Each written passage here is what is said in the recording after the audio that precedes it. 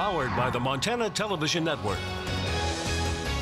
Montana This Morning continues on Montana's News Leader. President Trump spoke exclusively with CBS News' Face the Nation, telling Margaret Brennan he wants to keep U.S. troops in Iraq so he can watch Iran. I'm Mark Liverman with more on that interview, including his thoughts on another potential partial government shutdown. And Bozeman Mayor Cindy Andrus will present her State of the City during tonight's commission meeting. Coming up, what you could expect the mayor to talk about. Good morning to you. Coming right up on 6:30 here on your Monday morning, I'm Missy O'Malley with Matt Elwell. Our own Chet Lehman is out on the streets of downtown Bozeman. We'll be talking to him here very shortly. That's right. Very cold temperatures out. Excuse me, this morning, in road conditions, scattered snow and ice for most of us. You notice the air temperature sitting in single digits below zero for parts of the area, but the wind chill has been a bear already this morning. Winds picking up into downtown Bozeman. We've had those wind chills down near 20 degrees below zero at times already this morning. I don't expect temperatures to warm up a whole lot. In fact, I do expect more cold air throughout the week. Bottom line is you want to be prepared as you head out today. Speaking of cold air and speaking of being prepared, our own Chet Lehman in downtown Bozeman trying to get us kind of our heads wrapped around how cold it's going to be today and this morning. Chet, what do you have for us? Well, Matt, I hope you're doing all right there, buddy. I got a little choked up, and I hadn't even started talking yet. We've been talking about it all morning. We are live at the corner of Main and Bozeman, or as I like to refer to it, Main and Miserable right now. It is starting to pick up. The wind is gusting, I would say, 10 to 15 miles per hour. The air temperature 2 below zero, and that just means it's really cold. Looking behind me here, that little glare you see in the road, that's the ice. That's what I wanted to talk about this time. Matt had talked about it earlier. If you are going to do some driving today, make sure your vehicle is in good working order. Make sure you have extra warm clothes in your car, coats, hats, jackets, maybe even a sleeping bag or something like that. Let somebody know where you're going, and if you don't have to make an extended trip today, don't go. That's my best piece of advice for you, because it is cold, and as Matt has been talking about all morning, it's not going to get much warmer. Again, the wind's starting to pick up now. I don't know if you can see it. It's just kind of swirling around here in front of me. That's going to make things very dangerous. 2 below air temperature is bad enough. You start throwing a 10, 15, 20 mile an hour wind in it, and then it just becomes miserable, and that's exactly where we're at right now. So again, reporting live from downtown Bozeman, the air temperature right at 2 below zero, the wind's starting to pick up. So if you don't have to go out today, I suggest you don't. Meantime, Matt, Missy, those guys you had earlier twirling the flaming charcoal around, if you could send them down here, it's Main and Bozeman, I'd love to meet them right now. I'd appreciate it. Meantime, I'm going to send it back to you guys in the studio. Thank you for that, Chet. We'll see what we can do. Stay warm out there, buddy. In our top national story for you now, in a wide-ranging exclusive interview with CBS News that aired yesterday, President Trump said that he wanted to keep U.S. troops in Iraq to keep an eye on Iran. But the president wasn't as direct on some issues, including whether he would make Mueller's Russia investigation public when it is finally released. CBS's News' Mark Liverman has our details. Would you shut down the government again? Well, we're going to have to see what happens on February 15th. And you're not taking it off the table? Well, I don't take anything off the table. I don't like to take things off the table. President Trump also isn't taking declaring a national emergency off the table. The president said he could do it if he doesn't get Democrats to agree to a border wall by the February negotiation deadline. On Sunday, Mr. Trump spoke exclusively with Face the Nation's Margaret Brennan, addressing a wide range of issues, including Mueller's Russia investigation. The president was asked if he would make the report public. It's up to the Attorney General. I don't know. It depends. I have no idea what it's going to say. The president also made news in talking about U.S. troops in Iraq and a dual purpose he says they're serving. I want to be looking a little bit at Iran, because Iran is a real problem. Whoa, that's news. You're keeping troops in Iraq because you want to be able to strike in Iran? No, because I want to be able to watch Iran. All I want to do is be able to watch. Iraq's president responded this morning saying U.S. troops are there as part of a specific mission to combat terrorism. He said President Trump never asked for permission to watch Iran. Mark Liverman, CBS News.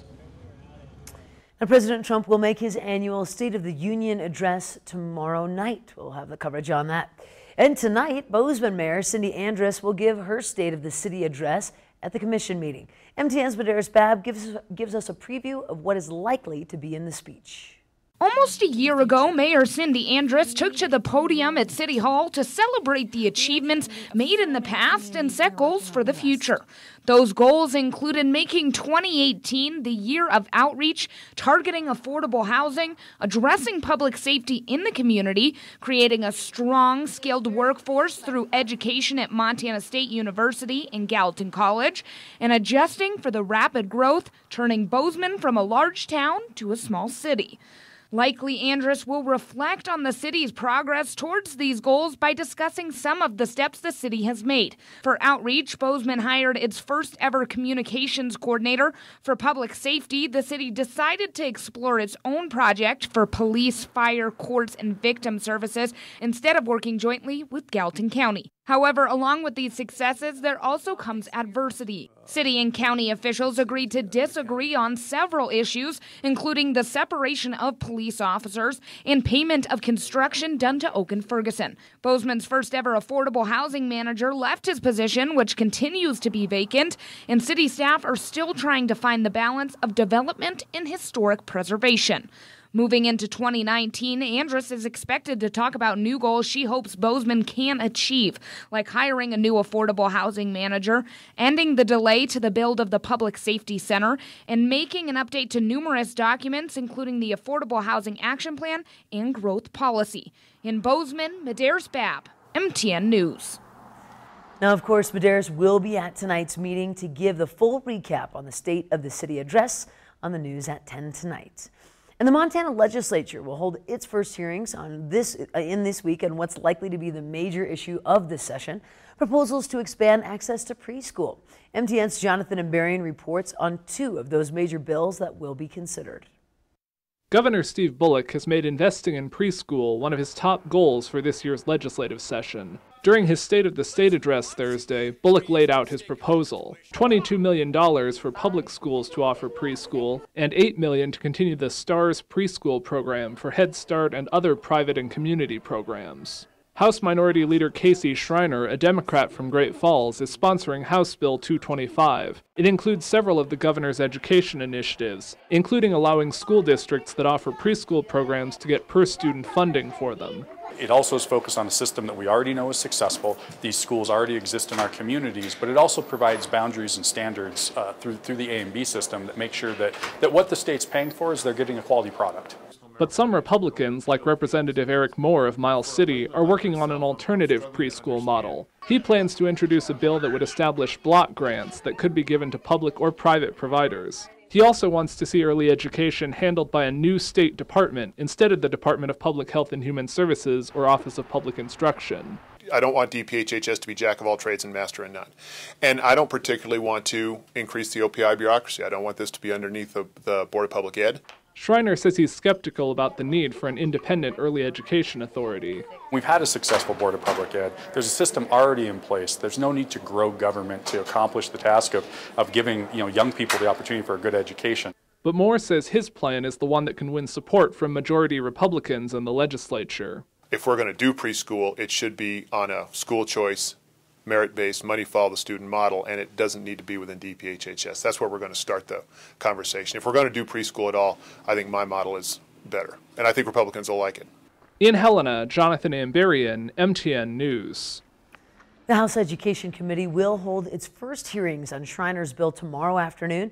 Moore's bill will be introduced later, possibly in March. And this week, under the big sky, Sean Kochel takes a very different approach when it comes to making his guitars. And that approach starts with his unique choice of wood. Now, where some people see a fallen down old building, Kochel sees a treasure. Under the Big Sky is sponsored by Rocky Mountain Vein Clinic and Markovich Real Estate.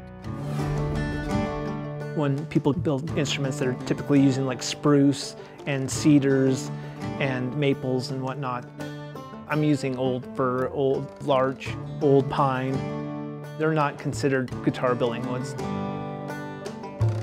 The wood that I'm using was harvested from old growth forests. Just that age itself makes it into a tonal wood that works well for making instruments. I always feel like there's some kind of a soul in that older wood. just because it had been worked so hard to begin with. Cut by hand. These guys drug these logs out of the woods and then had to make a board out of them. If it wasn't done by hand, it was done by an old type sawmill. Just like there's so much work went into that one board before it ever became erected into a building that then was in the harshest conditions Montana had to offer. Most of it came from the highlands, so it really got beat with the wind and the weather and that hot sun. All these minerals and all these things have soaked into this wood. Creates a unique sound and style. Even just holding that piece of wood, it just has a richer feel to it.